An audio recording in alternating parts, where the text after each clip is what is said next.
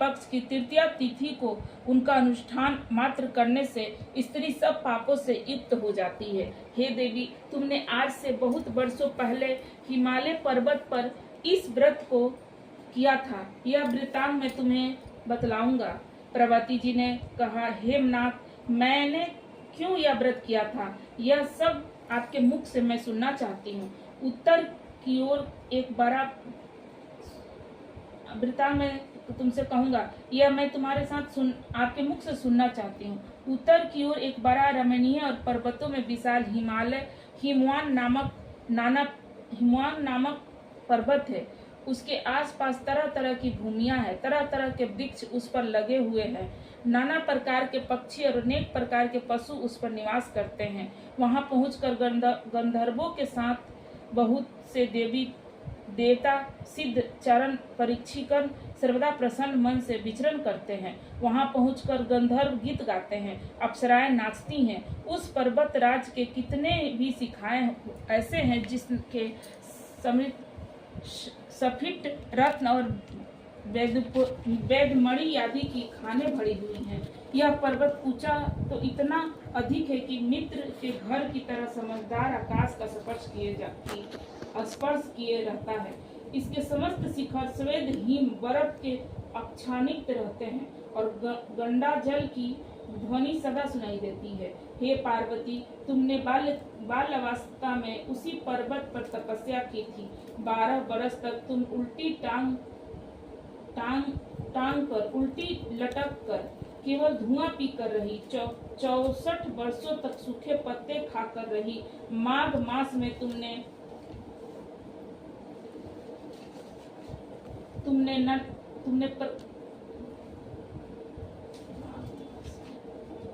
दोपहरिया में पंचालिंग तपस्या की थी। सावन महीना में जल बरसता तो तुम भूखी प्यासी रहकर मैदान में बैठी रहती थी। तुम्हारे पिता इस तरह के कष्ट सहन नहीं कर पा रहे थे। वे बहुत दुखी होते थे। वे चिंता में पड़ गए थे कि मैं अपनी कन्या किसको दूं। उसी समय नारद जी वहां आ पहुंचे। मुनि श्रेष्ठ नारद जी उस समय तुम्हें देखने लगे। नारद जी को देखकर गिरिराज ने अर्ध पाद आसन आदि देकर उनकी पूजा अर्चना की और बोले, हे स्वामी, आप किस लिए आए हैं? मेरा अहोभाग्य जो आप हमारे सामने आए हैं, मेरे लिए सबसे अच्छा मौका है। नारद ने कहा, हे पर्वतराज, सुनो, मैं भगवान विष्णु का भेजा हुआ आपके पास आया हूँ। आपको चाहिए कि यह योग कन्या रत्न किसी योग वर को दे। भगवान विष्णु के समान योग वर ब्रह्म, इंद्र और शिव, इनमें से कोई नहीं है। इसीलिए मैं यही कहने आया हूँ कि आप अपनी कन्या का भगवान विष्णु को ही दे दे। हिमवान ने कहा, हे भगवान, हे ऋषिवर, भगवान विष्णु स्वयं मेरी कन्या ले रहे हैं और आप यह संदेह लेकर आए हैं तो मैं उन्हें अपनी कन्या जरूर दूंगा। हिमवान और गदाधारी भगवान विष्णु के पास पहुंचे। वहां हाथ जोड़कर नारद जी ने भगवान विष्णु से कहा, हे देव, सुनिए, मैंने आपका विवाह पक्का कर रखा है। इधर हिमवान ने पार्वती जी के पास जाकर कहा, हे पुत्री, मैंने तुम्हें भगवान विष्णु को दे डाली है। तब पिताजी के बात सुनकर तुम बिना उत्तर दिए ही अपनी सखी के घर चली गई। वहां जमीन पर पकड़कर तुम बड़ी उदास होकर बैठी हुई विलाप करती रही। तुमको इस तरफ विलाप करती हुई देखकर तुम्हारी सखी बोली, तुम क्यों इतनी दुखी हो रही हो? इसका कारण बताओ। तुम्हारी जो इच्छा बनाना चाहती हूँ उनसे कुछ भी संशय नहीं है, इसमें कुछ भी संशय नहीं है। मेरे इस विचार को पिताजी ने ठुकरा दिया है। इससे मैं अपने शरीर को त्याग करने जा रही हूँ। पार्वती की इस बात को सुनकर सखियों ने कहा कि शरीर का त्याग ना करो, चलो किसी ऐसे वन में चलो जहाँ पिता को पता न लगे। ऐसी सलाह कर तुम वैसे वन में जा पहुंची। उधर तुम्हारे पिताजी घर घर तुम्हें खोजने लगे। दूतों द्वारा भी खबर लेने लगे कि कौन देवता या किन्नर मेरी पुत्री को हर ले गया। उन्होंने मन ही मन में नारद जी के आगे प्रतिज्ञा कर चुके अपनी पुत्री भगवान विष्णु को दूंगा। ऐसा सोच सोचकर हिमवान मूर्छित हो गए। गिरिराज को मूर्छित देखकर सब लोग हाहाकार करते हुए दौड़ पड़े। जब होश हुआ तो सब पूछने लगे कि गिरिराज, आप अपनी मूर्छा का कारण बताओ। हिमवान ने कहा, आप लोग मेरे दुख का कारण न मालूम कौन मेरी कन्या को हर के ले गया। ऐसा नहीं हुआ तो उसे किसी काले सांप ने काट लिया या सिंह खा गया। हाय हाय, मेरी बेटी कहाँ गई? किस दुष्ट ने मेरी पुत्री को मार डाला। ऐसा कहकर वे वायु के झोंकों से कांपते हुए वृक्ष के समान कांपने लगे।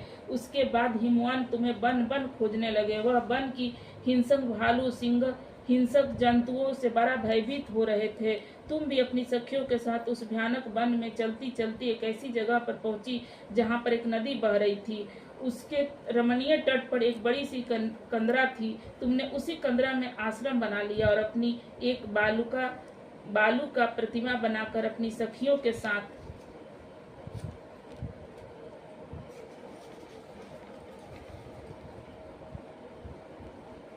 निराहार रहकर मेरी आराधना करने लगी। जब भाद्रपद कृष्ण पक्ष की हस्त युक्त तृतीया तिथि प्राप्त हुई तब तुमने मेरा विधिवत पूजन किया और रात भर जागकर गीत वंदना से मुझे प्रसन्न करने में बिताया।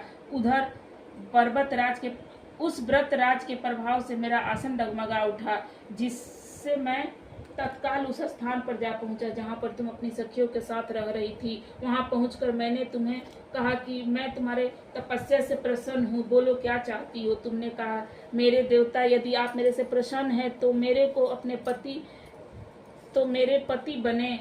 मैंने तथास्तु कहकर कैलाश पर्वत वापस चला आया। तुमने वह प्रतिमा नदी में प्रभावित कर दी। सुबह उठकर उस प्रतिमा को नदी में प्रभावित कर दी और सखियों के साथ उस महाव्रत का पारण किया। हिमवन भी तब तक उस वन में तुम्हें खोजते हुए आ पहुंचे। चारों दिशाओं में तुम्हारी खोज करते करते हुए व्याकुल हो चुके थे, इसीलिए तुम्हारे आश्रम के समीप पहुंचते ही गिर पड़े। थोड़ी देर बाद उन्होंने नदी के तट पर दो कन्याओं को सोते हुए देखा। देखते ही उन्होंने तुम्हें छाती से लगा लिया और विलाप करके रोने लगे। फिर पूछा, पुत्री, तुम सिंह, व्याघ्र आदि जंतुओं से भरे इस जंगल में क्यों आ पहुंची? पार्वती ने उत्तर दिया, हे पिताजी, मैंने पहले ही अपने आप को शिव जी के हाथ में सौंप दिया था। आपने मेरी बात टाल दी, इससे मैं यहाँ चली आई। हिमवान ने सत्वंतता दी और कही, हे पुत्री, मैं तुम्हारी इच्छा के विरुद्ध कुछ नहीं करूँगा। मैं तुम्हें अपने साथ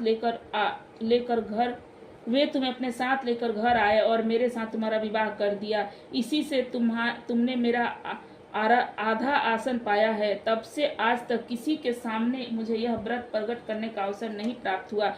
हे देवी, मैं यह बताता हूँ कि इस व्रत का हरितालिका नाम क्यों पड़ा। तुमको सखियों ने हर कर ले गई थी, इसीलिए हरितालिका व्रत का नाम पड़ा। पार्वती जी ने कहा, हे प्रभु, आपने नाम तो बता दिया, अब इसके विधि भी बताए। इसका क्या पूर्ण है, क्या फल है? यह व्रत कौन करेगा? शिव जी। पार्वती जी से कहते, हे देवी, मैंने समस्त स्त्री जाति की भलाई के लिए उत्तम व्रत बतलाया है। जो स्त्री अपने सौभाग्य की रक्षा चाहती है वह यत्न पूर्वक इस मंत्र को करे।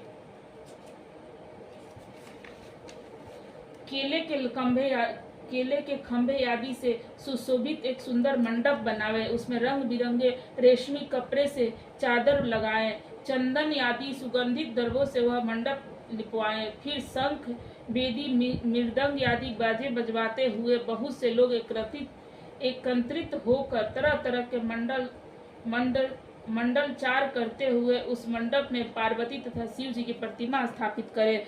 उस रोज दिन भर उपवास करके बहुत से सुगंधित फूल, सुगंधित मनोहर धूप, नाना प्रकार के नैवेद्य आदि एकत्र करके मेरी पूजा करें और रात भर जागरण करें।